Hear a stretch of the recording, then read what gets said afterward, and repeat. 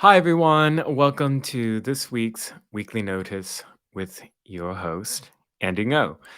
Today is the 20th of October, 2022, and we are now on episode 30.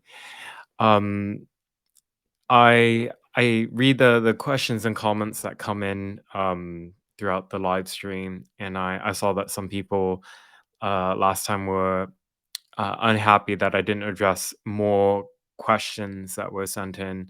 I don't know if that's a common frustration with the audience, but I'd certainly take in feedback.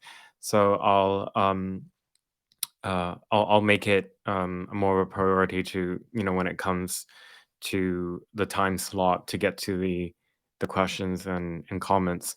You see, for me, sometimes I think like there's so much news to get through that by the time I get through most of what I need to tell you all, there's like 5 minutes left before the hour ends, so it's a bit of a rush. But yeah, I'm sorry if anybody was has been disappointed about that. I appreciate the conversations that happen in between one another, and yeah. So for this one, do send your questions and comments, and I'll try my best to address them. I'm sorry if I don't get to every question.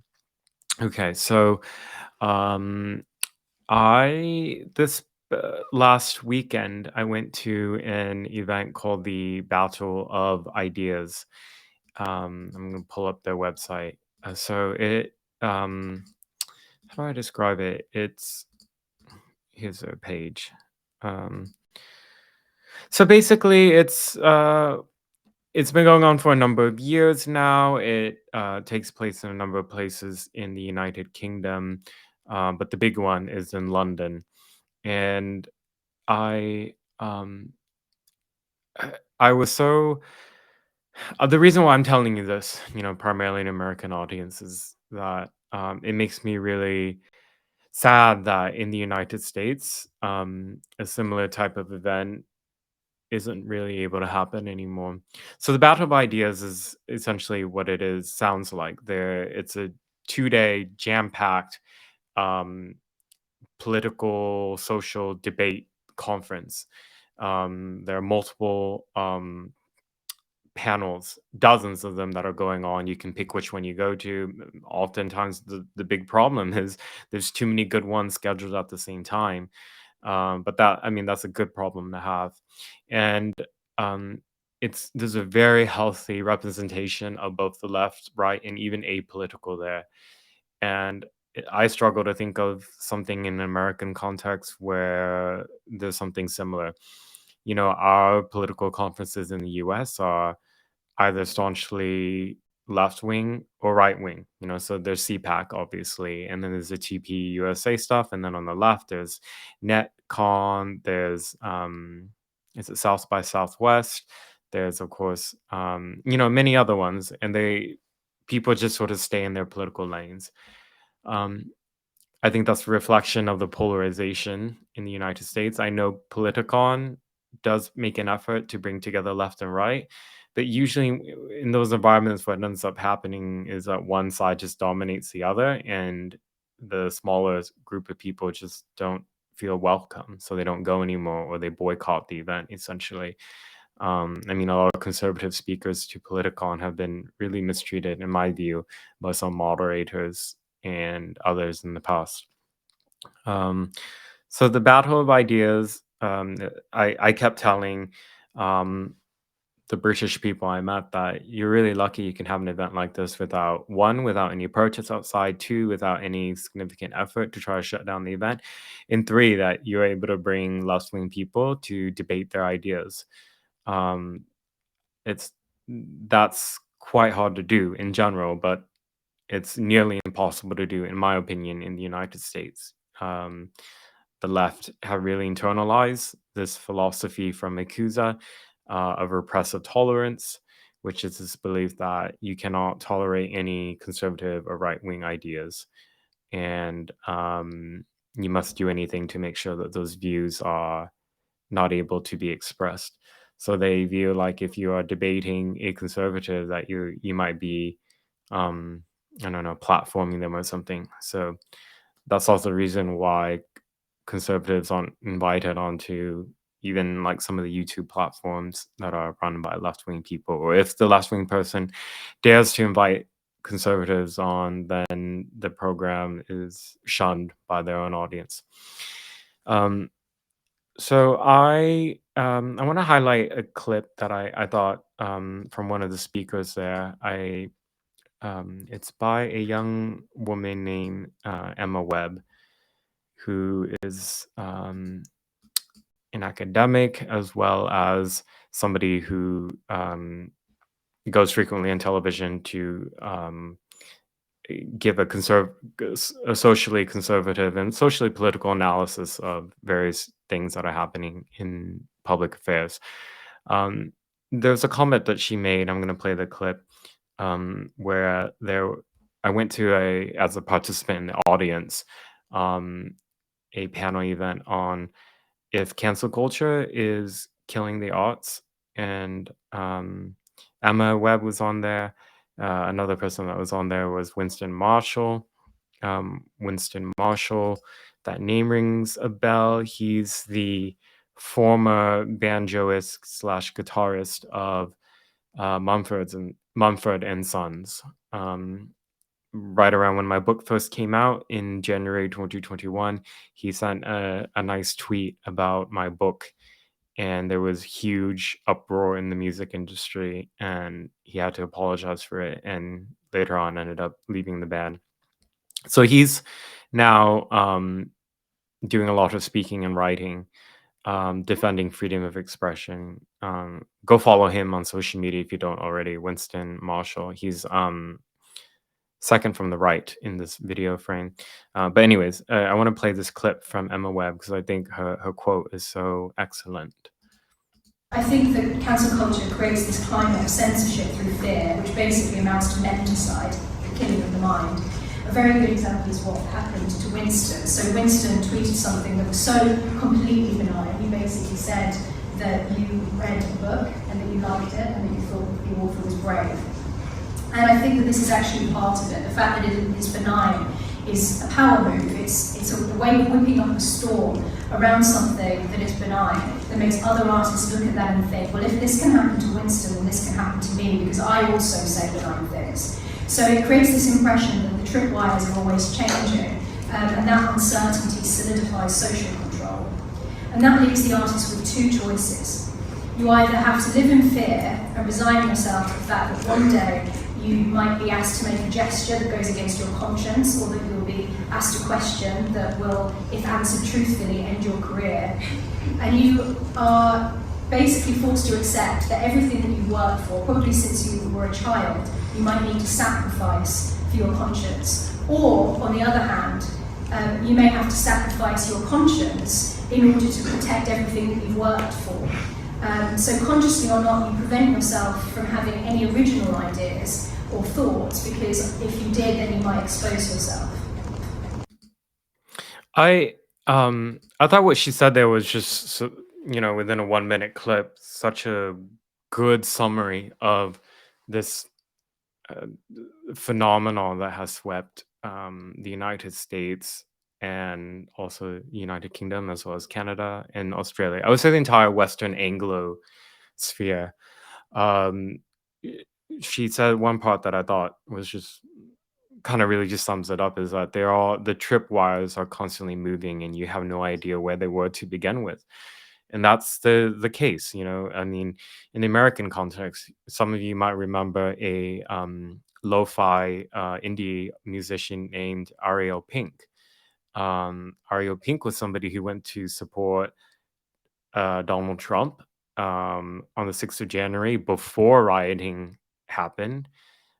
He left way before the rioting happened, and the left-wing people on social media put a campaign out that accused him of being a domestic terrorist, of being a January 6th insurrectionist, and he got dropped from his label and completely, really within hours, like depersoned just through social media.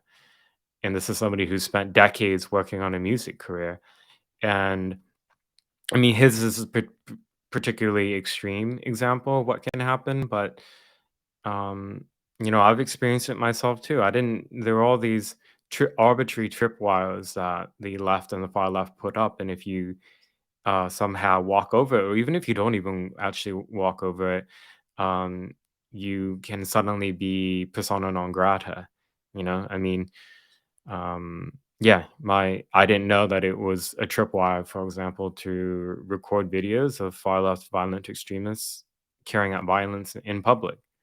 I thought I was just documenting things that were happening at public demonstrations slash riots, and for that, that was a tripwire. It labeled me as a far right propagandist.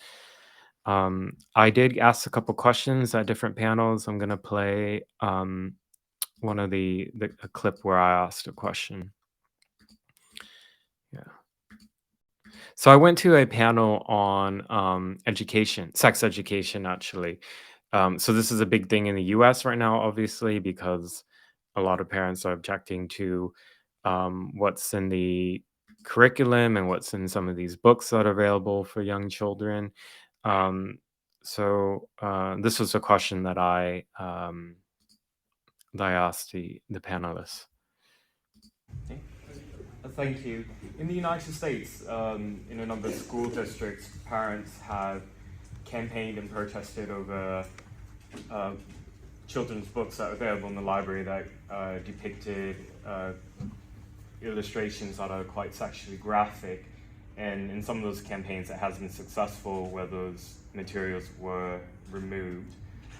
The liberal establishment in the United States and many Democrat politicians have sought to cast those campaigns as censorious, as banning books. And I'm curious what your response is to that, and what are the metrics to determine where's the line between age appropriate versus censorship. Thank you. Yeah, so unfortunately, I didn't. Well, the person next to me and also me, we didn't get a chance to record their answers. But if I remember correctly, the one of the panelists acknowledged that if you are for freedom of expression, you have to be really careful where you draw the lines of safeguarding for children, and also making sure that you don't go down the route of um, censoring information. Um, there's I guess some people disagree with this. A lot of people, I think, are in support that there should be some form of sex education in schools. How do you then make sure that the content is age appropriate? Well, most people have left it in the hands of the so-called professionals, and we've seen that they have failed us, I think, and also failed children.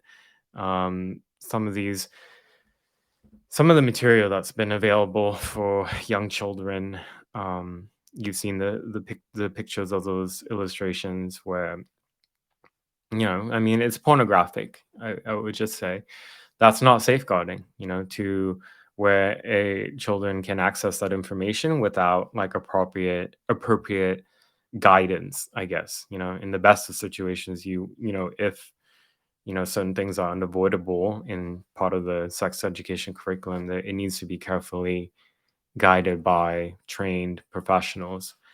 um, and of course, my when I report about this stuff, I want to bring attention also to the ideological dimension to a lot of what passes as sex education today in the United States.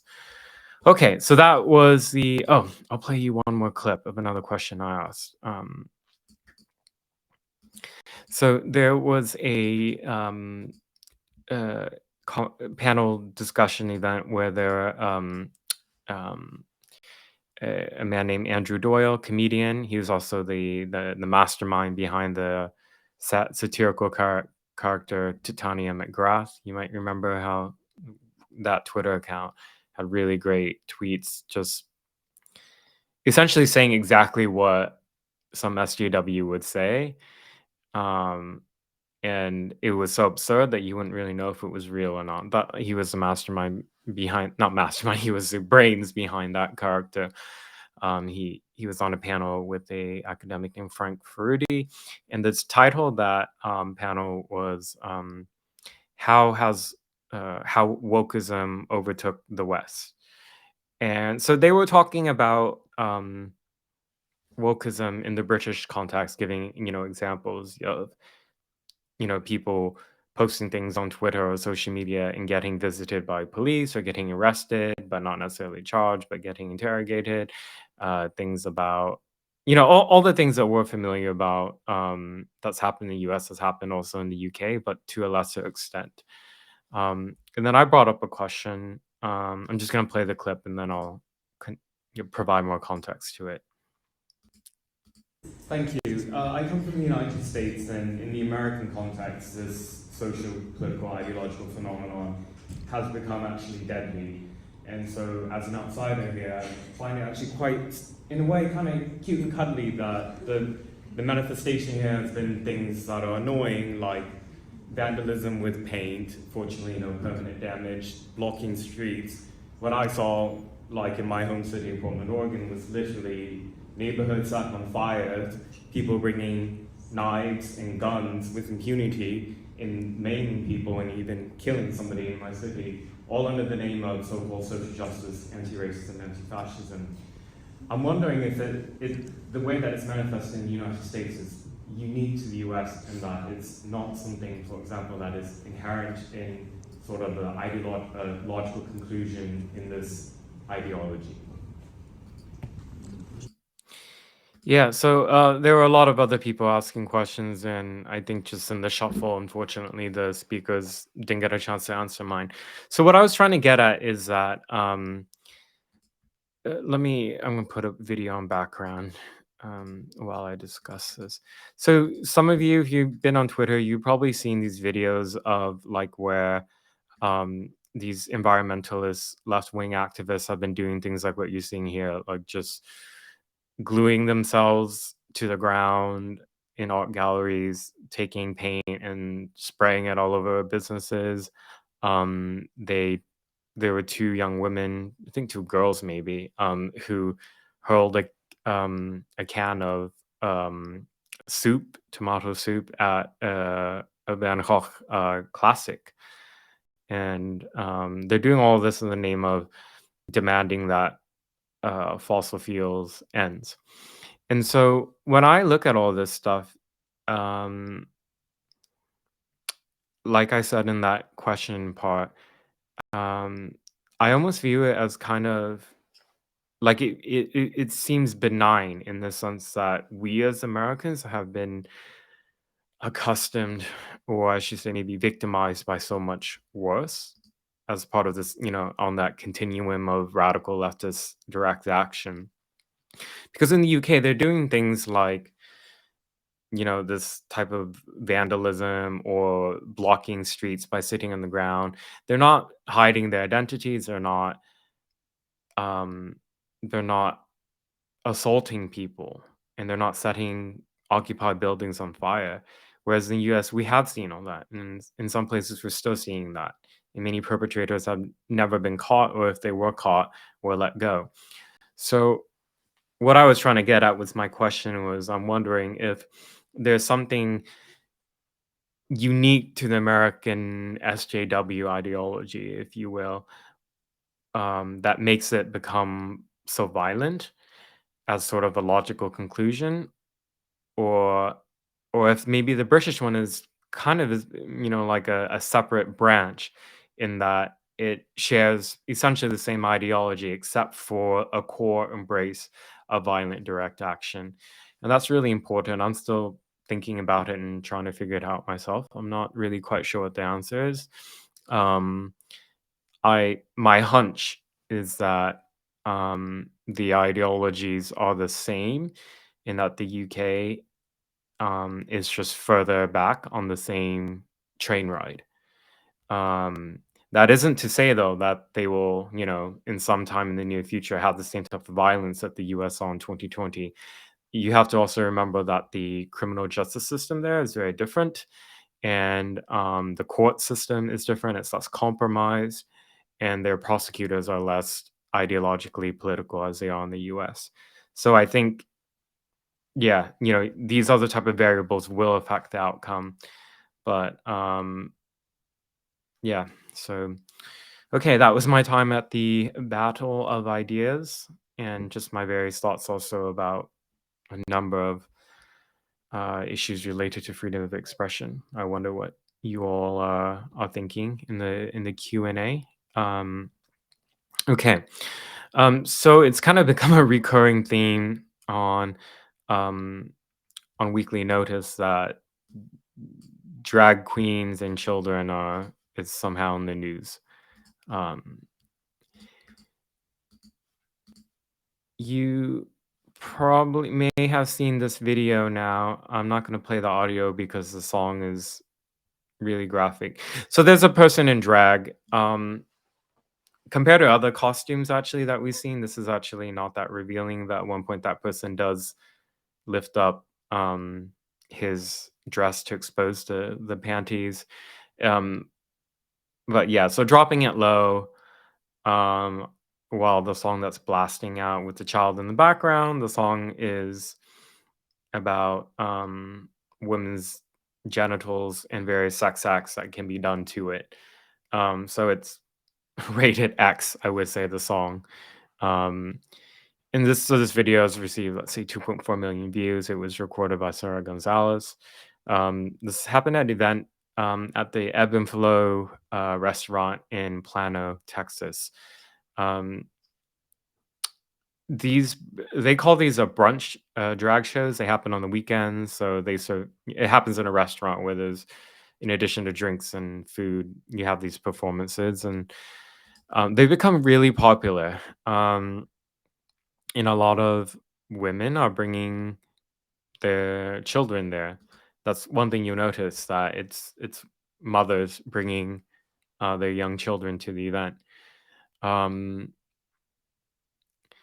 I've been to gay bars before where there are drag events, but these are explicitly 21 plus alcoholic establishments. And a lot of gay men actually get really, really annoyed that these gay bars are often kind of colonized by straight women, either for their, if they're doing a bachelorette party. Anyways, I see what was, when I look at these videos where these young women are now bringing their kids after, they got married after the bachelorette party, they have a child or children, now they bring their kids to the gay places that they like. It's kind of extension of that. And so that's like a side issue that I have. And um, but of course, the big outrage is that these are not appropriate for children. Even even the most sanitized versions of the drag performances are still, I mean, they're still risque. The whole point that makes drag amusing and fun is that the jokes are sexually explicit, the music sexually explicit, the dancing, and of course the outfits. And so to make like a child friendly version of that, to me it's still really bizarre. I don't understand it, and I'm quite disturbed that a lot of gay people are completely fine with, this kind of being the new forefront of gay rights, so-called gay rights. I don't understand it. I think it's maybe even be analogous to like making like, a soft core version of pornographic material where you don't, show, the explicit details, but you're just softening, something that is by design for adults. Um and with that controversy, there's been a big thing that I've been reporting on that is happening this Sunday, the 23rd of October in Oregon. So let's see. Okay. Yeah. So this is a report I wrote for the Post Millennial. Oregon child starring in controversial drag queen event have been mentored by an accused child sex offender. Let me pull it. So you can read my report on the Post Millennial, but I'm going to pull up my Twitter thread on this since it has the screenshots and it's just easier for formatting. So this is a big story I've been working on all week. Here we go. So in Eugene, Oregon, Eugene is about 2.5 hours south of Portland. It's a university town. It's very left wing. It's where the U of O, University of Oregon, is. So there's a pub there, a leftist pub, that announced. Well, here's their post on Facebook. Are you excited for Drag Queen Storytime Brunch this Sunday morning? Well, let's meet our performers. Vanellope is here to show you what an 11-year-old drag queen can do. So they have these pictures of announcing the performer, an 11-year-old child. Um, I censored the face. Vanellope is not her real name, that's the stage name. She uses the name Vanellope Craving as a performance name, and that matters because I'll get to the naming part in more detail in a bit. The picture in the bottom right here is of the child touching her chest and then with her mouth open on stage. There are these other pictures from her official Facebook where, as we've seen before, performing on stage and being given cash chips. And this is another, these are the type of pictures that were on her Facebook. And so, um, I mean, just on the face of it, I think any journalist reporting on this needs to ask what safeguarding is there in to make sure that this child isn't, one, being exploited, and two, being exposed to child predators. Well, it was discovered. My co-author on the report, Chelly Bufaresh, did discover that this child was exposed to a, well, alleged child sex offender. So Old Nick's Pub, on their Facebook, began deleting any critical comments, and one of the comments came from this woman named Tracy. She's a local young mother. I've censored the picture and name. So yeah, a lot of people also expressed support for the event, like this person, Stacy Brewer. All the people on here saying that this is disgusting and pedophilia are probably the same people who think beauty pageants for children are completely acceptable. Well, no, actually, I mean, before child drag queens, before child drag queens, a large number of people have already, for years, raised the issue that um, the American child beauty pageants, where the young girls are wearing they're wearing tight fitted outfits and revealing outfits, and they're wearing a lot of makeup, performing in front of adults to be ranked and to be given awards. That is um, not appropriate. Um, but anyways, Tracy wrote, she brought up that the child's drag mother and mentor was just arrested for child pornography and exchanging photos with pedophiles. So this comment by Tracy, by the way, was deleted by the Old Nick's Pub.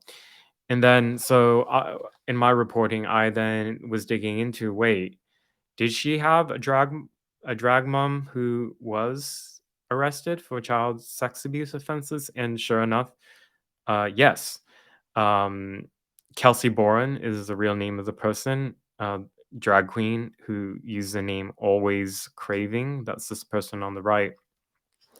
So in August, this drag queen on the right, who was a drag mother to the child that's performing in Oregon on Sunday, was arrested and charged with 12 felonies related to making and distributing um, child sex abuse images in Oregon, in Lane County, where the same county where Eugene is. The prosecutors there successfully petitioned the judge to not give this woman, this drag queen, bail because I don't know what the evidence was presented that merited that they found her such a danger to the community she couldn't be released. So she's still in jail right now. Her trial is scheduled for later on in December. Um, yeah, these are the charges. And so, I mean, that's the big story here, is that this child who is performing as a drag queen had been mentored by, or if you could even say groomed, allegedly, possibly even groomed by a suspected child sex offender. And so those comments were deleted, and the pub is saying that if you are against this event, you're the one sexualizing the child. They also said that um, the pub has dealt with white supremacists and other issues before. They're not going to be intimidated now. So, yeah, here's some more pictures of. So that's the on the left, the one with purple hair. That's the drag queen, and the child who the one on the left is the one who's accused of the all those felonies related to child sex abuse. Um, they have years going back together since the child was at least 7 years old, as I could find in my reporting. Um, and in response to that, Antifa um, is calling for community defense. So you've seen my reporting on this throughout for the past couple of months now. Is that whenever there's been any type of organized protest against so-called family-friendly drag events, um, that Antifa will call for the comrades to act as security and solidarity for the event. So yeah, they're saying any aggression against the celebration of diversity in our community is intolerable. F the bigots, F the fascists. Here they're raising money right now. Antifa's raising money to transport their comrades from Portland down to Eugene. Um, they're fundraising on Cash App and Venmo. Team needs funds to get to Eugene Sunday. It's important. And then you see the fire and the black flag symbol. That's what they use for their emojis. And by the way, conservatives and those on the right have also announced their protests outside this event on Sunday. So I mean, it's going to be really heated. The Eugene police are aware of the protests, so there'll be a large law enforcement presence.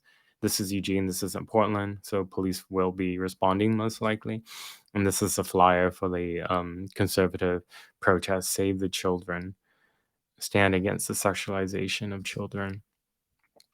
Antifa also just put out they made another flyer here. Fascist threats against our community cannot go unchecked. They're threatening a child pursuing their dream. Let's make sure they can't disrupt the event, hurt community members, or hold Eugene hostage to their hate. And here's the flyer. Eugene stands against hate. Fascist bullies will attempt to intimidate drag queen story hour. We will remind them Eugene is no place for them. So Antifa, as far as I know, have not addressed the fact that this child was um, groomed into the role by somebody who's now been accused of felony child sex abuse accusations and is jailed on it pending trial. Here's another picture of the child with money on the ground.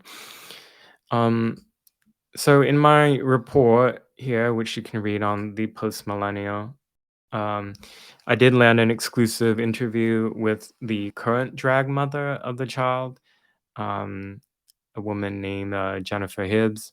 So, for those who aren't aware, drag mother or drag mom it's a name that they give to mentors.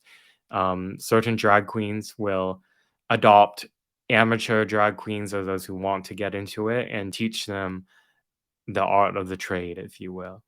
Um, it's taken on a different dimension now that the drag moms are, being mothers to the children who want to learn how to become drag queens. But so this child is, I think, from her birth, has been around people who are in drag performance.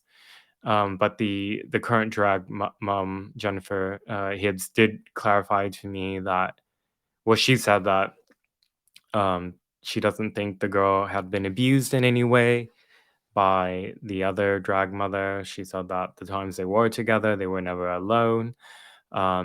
She said that the child's biological mother is supportive of her daughter's drag performances, and that the mother will also come up with the choreography as well as the clothes. The drag mom was quite offended that people would think that the child was being exploited in some ways. So you can read her side of how she views things in my report. Okay. Um, yeah, so that event is happening at Old Nick's Pub on Sunday, October 23rd in Eugene, Oregon. There's going to be both left, a right wing conservative protest against the event, and then a counter demonstration, if you will, by Antifa. There's a lot of Antifa in Eugene. Even though it's a small city, they did become very violent after George Floyd died, completely smashed up buildings, attacked police. I wrote about in my book how an Antifa member in Eugene, Charlie Landeros, in 2019 carried out a school shooting against law enforcement off, law enforcement officers at a school. And so they view him as a martyr. He didn't actually manage to kill any law enforcement there, but he did die in the process of the attack. And Antifa still praise his name, praise his poetry, and view him as a martyr. So Eugene's a very militant left-wing place in Oregon. Okay.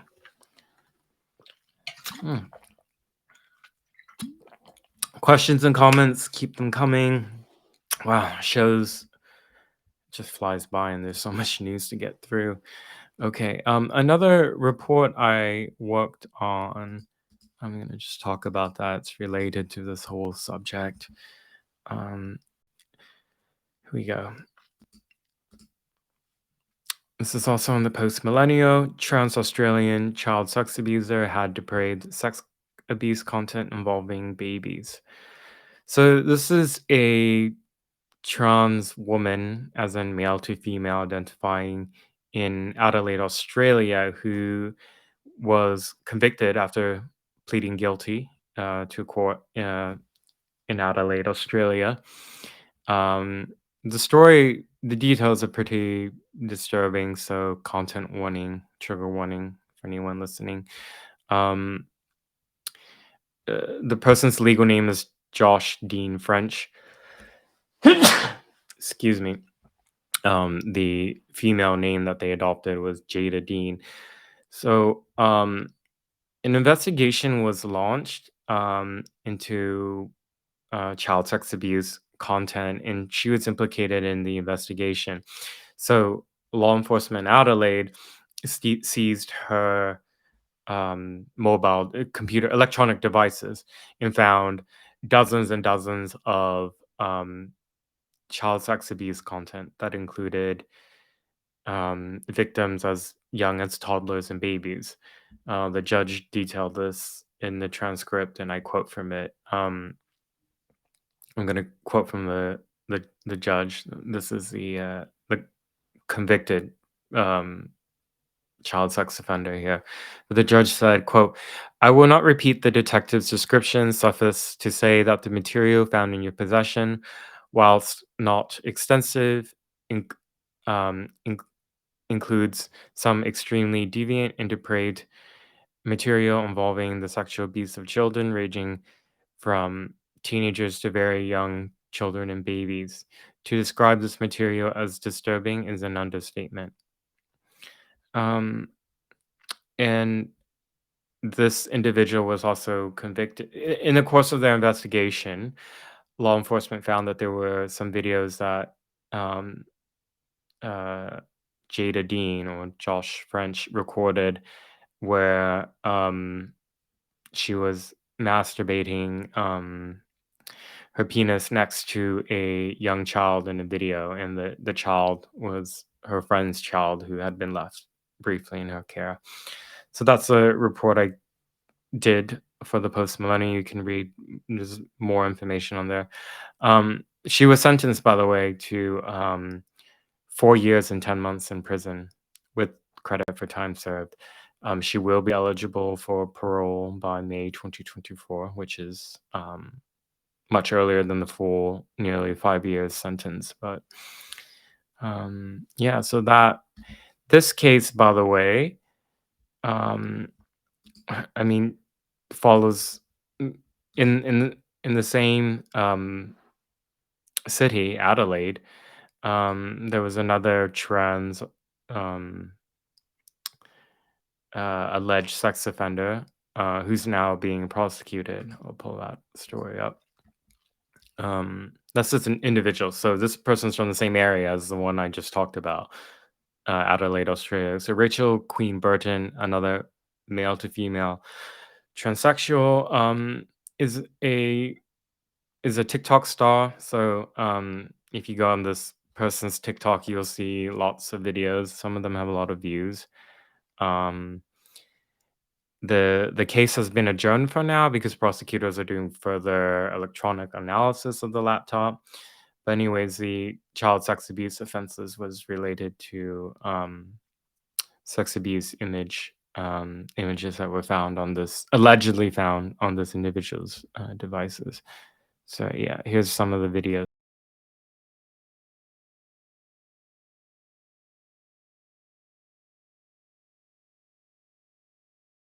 Another one from the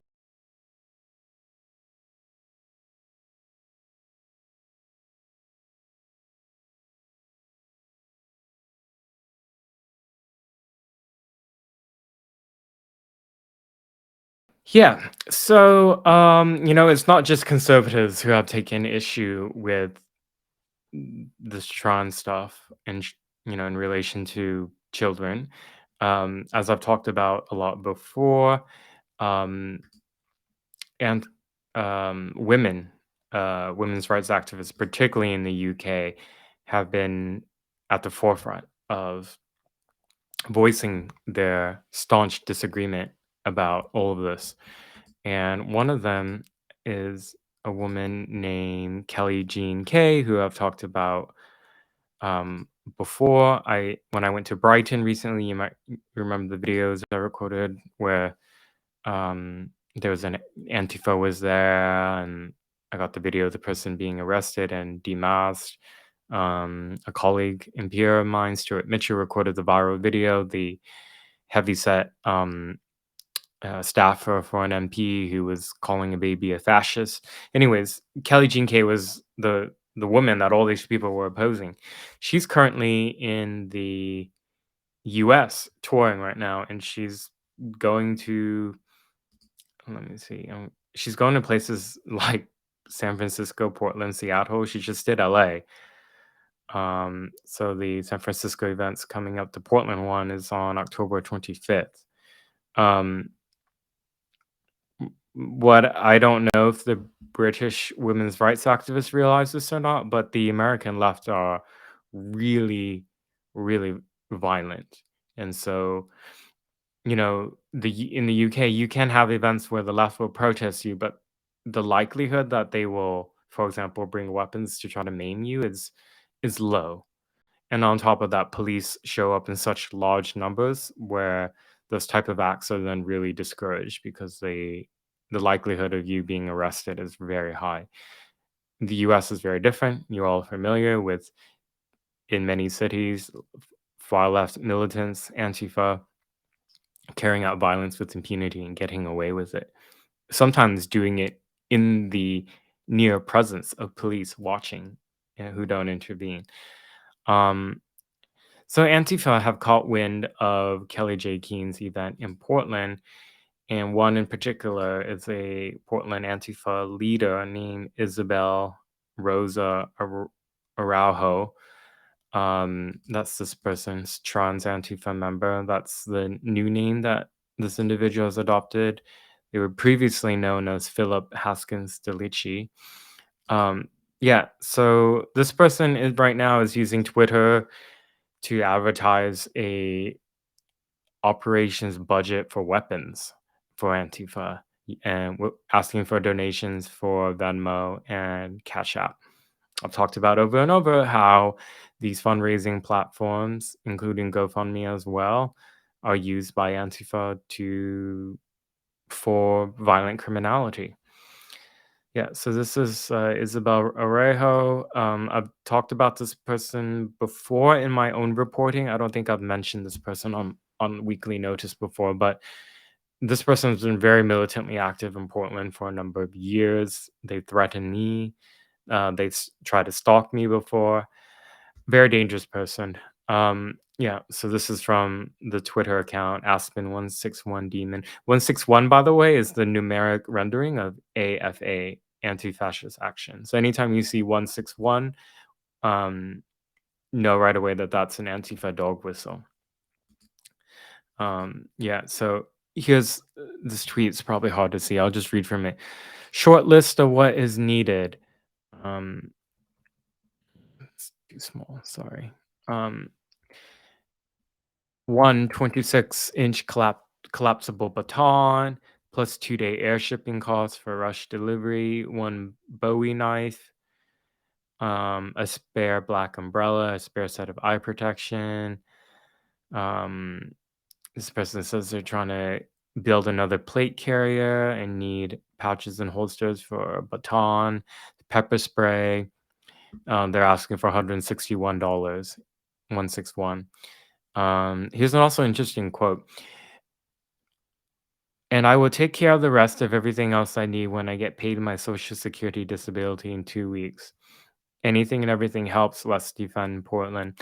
So, a lot of the Antifa militants and rioters are living on taxpayer funded public assistance, like disability or unemployment or something left or something else. So that's how a lot of them are able to literally um do Antifa crimes like full time because they're not doing anything else and they have money to live for. They often are also in subsidized housing.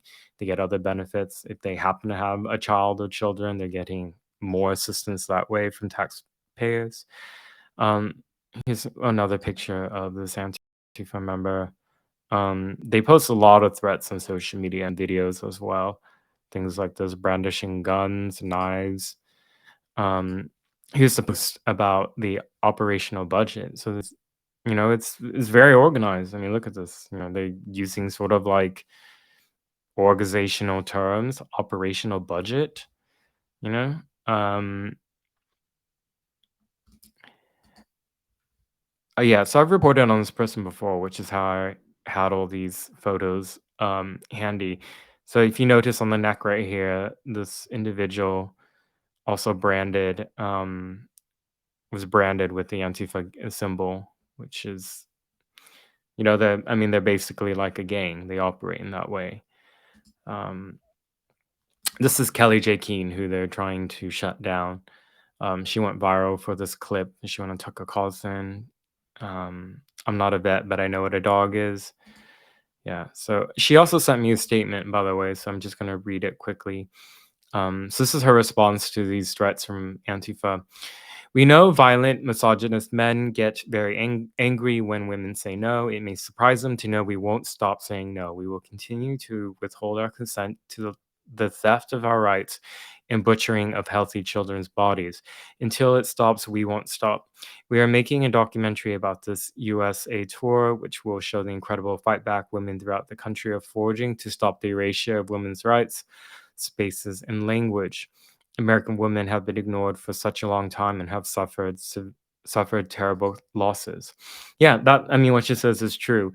American women have suffered a lot. I would say more so than British women, because in the U.S., any opposition to the radical gender ideology has been completely bulldozed over in liberal cities.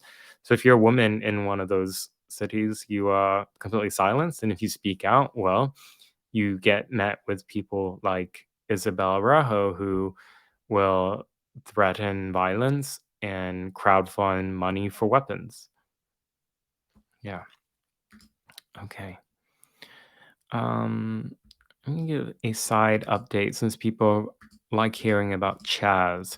So you remember Chaz? That was the Capitol Hill Autonomous Zone in Seattle. That was when Antifa and BLM took over 6 city streets in the middle of downtown in the summer of 2020. They said that this was a police-free zone. They kicked the police out of the police station there. They created a hard border and had their militants protect these border checkpoints with weapons like rifles and pistols and knives. I went there undercover. I wrote about that in my book. Anyways, one of the characters that rose out of the whole Chaz thing was named Raz Simone, a rapper, a black man. He went through Chaz always with an entourage, open carrying guns and all that. And he became a sort of de facto warlord. Not because he had popular support, but by the fact that nobody wanted to f with him, including the white Antifa. They actually were very irritated and annoyed by him because they thought that they could make this sort of utopian, leaderless society where nobody is higher than the other. But what we know from human history and human sociology is that in the absence of order, those who rise to power are those who are the most feared, the most violent, and or the most brutal. And so Raz Simone presented that threat, so they tolerated him. Anyways, he is being sued now civilly by 6 women who accuse him of rape, sexual abuse, trafficking, and pimping them out. So that's an update about that, related to Chaz, which was sanctioned by the city of Seattle. Remember, the mayor at the time said on CNN, "Who knows? This could be a summer of love." That was her quote. That was Jenny Durkin.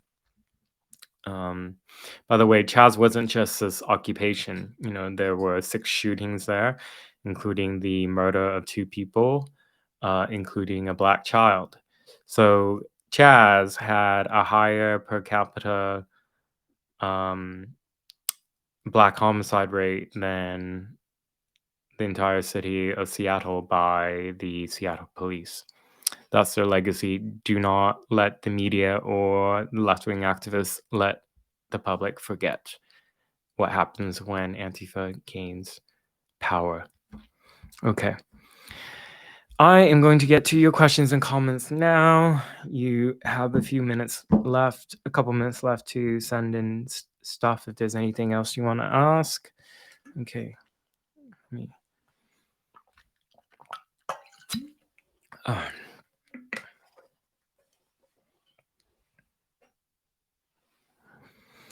Okay, Branahar was commenting about the battle of ideas that I talked extensively at the beginning. This person wrote, it was a good event. If that was the US, there would be armed Antifa outside.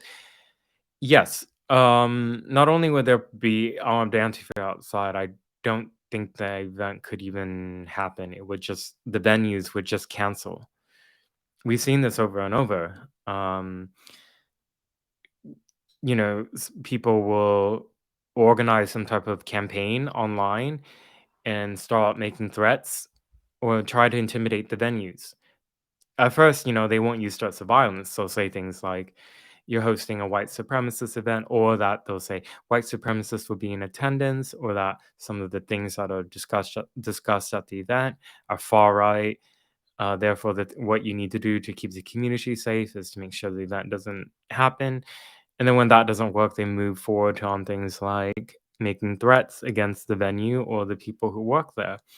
And back in January this year, I was supposed to speak at Dartmouth. I flew very, very far to get there and was in a car for a very long time to get to Hanover, New Hampshire. In 2 hours before the event, when I was literally on my way to the venue room, I found out that the administration had just canceled it. And the reason, which I think was actually an excuse, they said, well, there were threats online. So, yeah. Okay. There actually aren't very many questions here, I guess, which is maybe good. Does that mean that then I was thorough enough that you all don't have questions for me? I hope so. I strive to be thorough. That's why you probably notice that I always say dates. So I want people to know when and where something happened or is happening. There's some other comments that I'll get to. Also from Branahar. Thank you. Branahar sent very good comments here on the whole infighting within the LGBT community. This person wrote, there are lots of gays who are not happy with it being the TQ plus 2SAA part, and they want the T plus removed. There are some. I wouldn't say that this is a majority. I don't have polling data for this, but it's my hunch that the majority have sort of just been brainwashed into liberal orthodoxy, just thinking that the more letters you add on to it, the better, and the more inclusive it is. With that said, I mean, sometimes it's the minority views, the dissident views that are most interesting. There are gays and lesbians and some bisexual people who don't like that gender ideology is steamrolling over same-sex attraction, right? Because the gay rights argument, I think, was won largely in the public based on some variation of the claim that we're born this way, we can't help it, it's a immutable characteristic. This is who we are. Therefore, we shouldn't be denied rights to marriage and other activities with our same-sex adult partners. Of course, I'm I'm not that old, but I was old enough to remember the debates at that time on the right was that this is a slippery slope, that the impact on children would be devastating, children and families, and that it will also lead to the normalization of these other type of sexualities that would then lead to children being unnecessarily exposed to sexuality from a young age. I think a lot of those claims from religious conservatives have actually borne out to a large degree. Um, and I think and that's largely been, I think, the failure of the left and the gay rights lobby to not make sure that children were properly um, defended from being sexualized. And I mean, there are kind of two generations, really. You know, the old gay rights activists from the 70s and 80s and 90s. They're old now, and they're they're of a different mindset than the current manifestation, which are those who have been brainwashed in CRT and these other critical theories. And there's an explicit effort, I think, to brainwash children. And they're doing it in the name of that this is protecting trans children or protecting gay children. I don't think it is because, as we've seen over and over, the safeguarding is being completely ignored. It's not you're not teaching, you're not validating a child's identity, some type of sexual identity the child may or may not have by exposing them to sexually graphic material. That's not affirming. I think, yeah, I mean, there are some groups like Gays Against Groomers and others who are really trying hard to push back from within the community. I think the problem, though, is that in the US, any pushback against all this is it's done under the umbrella of conservative politics, which means then automatically that it's seen as illegitimate by liberals and the left. And unfortunately, I don't know whatever you want to preface it with, you what we cannot win these battles without buy-in from Democrats and liberals. So um, I'm actually I'm big into bridge building. That you have to make compromises on certain thing, for otherwise. I mean, I think that the big thing of why the trans issue has been lost in the US is that for the most part, it's really been only conservatives and those on the right who have pushed back against it. Whereas in the UK, it is really a bipartisan effort. And I would say probably mostly led by the left. So, and why that's important is then the liberal establishment cannot they can't as easily say these are just right wingers. Ignore them. Who cares about them? They're bigots. They're racist. They're far right. They're Trump supporters. They're MAGA. You can't easily dismiss that. When you have like a decades long women's rights activists, feminists, lesbians pushing back against all this. And so, I think, in America, I don't blame the right for caring about these issues, but I wonder if more effort should be made for some sort of bridge building. But at the same time, any overtures that were attempted, have been, um, I mean, I would say it's the left who burnt the bridges, in addition to rejecting any overtures. So, there's a lot of blame to go around on all sides. Okay.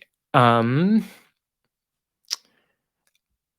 so as an independent journalist, I really I need your support to continue to be able to do what I do. Um, I talked about this before. The truth is, there's not much money in journalism. Talk to any journalist, it's particularly the freelance ones, the one who writes article by article to get published. People want their news for free. Understandable, but that means if you want the news for free, meaning no paywall, support the independent journalists so they can continue doing it. So I have a website, andy-ngo.com.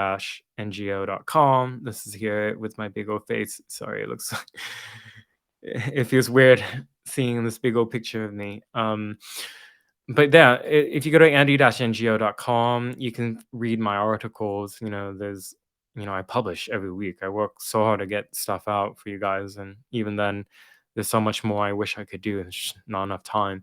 You see videos. By the way, Andy Ngo Live. That's my new YouTube channel where these older live streams go on, and then there's a donate section, so you can give directly on the website for one time any amount you want. You can make it recurring. It's done through Stripe as a payment processor, so it's safe. And then you can see these links to my locals, my Patreon, my PayPal, my Subscribe Star. So wherever you can, if you can, please support me. Even if you can't, please subscribe to these platforms that I just talked about, like my Patreon and locals. Most of the stuff is not behind any type of paywall. So it's also another way for you to keep track of my work because not all of you are on Twitter. It's easy to miss stuff on Twitter, but if you go to any of these other platforms, you can see the big stuff I'm working on. Okay, everyone. Thanks for joining me on this week's weekly notice. And I got some questions in. I should get them in. I'm already running over time, but I didn't answer anything earlier. Okay. Cockshirness asks, what's the best way to get your book? So this book, Unmasked, Inside Antifa's Radical Plan to Destroy Democracy. Well, if you're in the United States, it's available wherever books are sold, except for Pal's Books in Portland. The bookstores, physical bookstores, which is the largest bookstore in Portland, did ban my book. But it's available on, Amazon, and is it Barnes and Nobles that's still open? I keep confusing because I know one of them shut down. Borders shut down. Anyways, bookstores. It's available wherever, and there's two versions out of it. The original hardcover, and then there was the updated release that came out earlier this year for the paperback release, which has a new big chapter, which I hope you do read. It details some new stuff and some personal stuff about me. Okay, everyone. Thanks for joining, and I look forward to the next episode with you. Bye.